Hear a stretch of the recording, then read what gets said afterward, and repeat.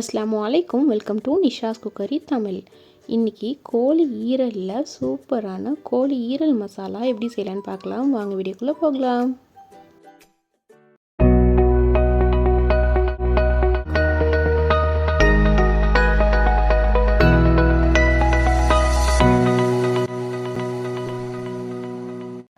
கடாயில் 2 டீஸ்பூன் அளவுக்கு எண்ணெய் சேர்த்துக்கோங்க. எண்ணெய் சூடான பிறகு இதில் சின்ன சைஸ் பட்டை 2 கிராம்பு சேர்த்துக்கிறேன். 2 பெரிய வெங்காயத்தை சேர்த்துட்டு வதக்கி விட்டுக்கலாம்.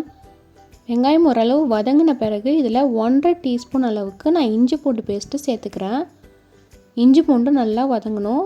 இஞ்சி பூண்டு நல்லா வதங்கின பிறகு இதில் ஒரு பழமான தக்காளி சேர்த்து அதை நல்லா மசியாற அளவுக்கு வதக்கி விட்டுக்கோங்க. தக்காளி நல்லா மசிஞ்சு வதங்கின பிறகு இதில் 1/4 டீஸ்பூன் அளவுக்கு மஞ்சள் தூள், 1 டீஸ்பூன் அளவுக்கு ஜீரகத்தூள், 1 டீஸ்பூன் அளவுக்கு மிளகுத்தூள் சேர்த்துக்கோங்க. இந்த மசாலா நல்லா இதோட மிக்ஸ் ஆகணும், அந்த வரைக்கும் நல்லா வதக்கி விட்டுக்கோங்க. அடுத்ததாக இதில் பெரிய சைஸ் அளவுக்கு உருளைக்கிழங்க தூள் சீவிட்டு நான் சின்னதாக கட் பண்ணி அதையும் இதில் சேர்த்துக்கிறேன். உருளைக்கிழங்கையும் நல்லா இதோட கலரி விட்டுக்கோங்க.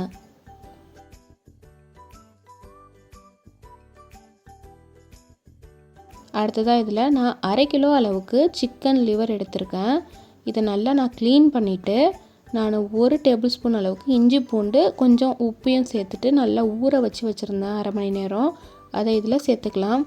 இஞ்சி பூண்டு சேர்த்து நம்ம ஊற வைக்கிறதுனால இதோட அந்த கவுச்சி வாடெல்லாம் போயிடும். அதுக்கப்புறம் கொஞ்சமாக மல்லி இலை தூவிக்கிறேன்.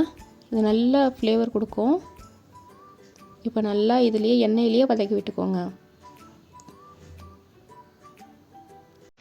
இது ஓரளவு வதங்கின பிறகு இது வேகிறதுக்காக தேவையான அளவு தண்ணி சேர்த்துக்கோங்க. தண்ணி சேர்த்துட்டு ஒரு மூடி போட்டு இதை மீடியமான ஃப்ளேம்லேயே வச்சு வேக வச்சு எடுத்துக்கலாம்.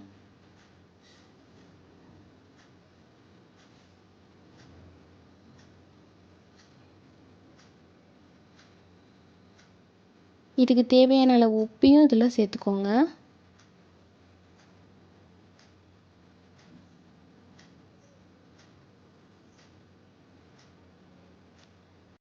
இப்போ இது ரெடி ஆகிடுச்சு. தண்ணிலாம் நல்லா எஞ்சி வந்திருக்கு. இன்னும் கொஞ்சம் உங்களுக்கு செமி கிரேவியாக வேணும்னா கொஞ்சம் நேரம் போனால் நல்லா தண்ணியெலாம் எஞ்சி நல்லா செமி கிரேவி பதத்துக்கு வந்துடும்.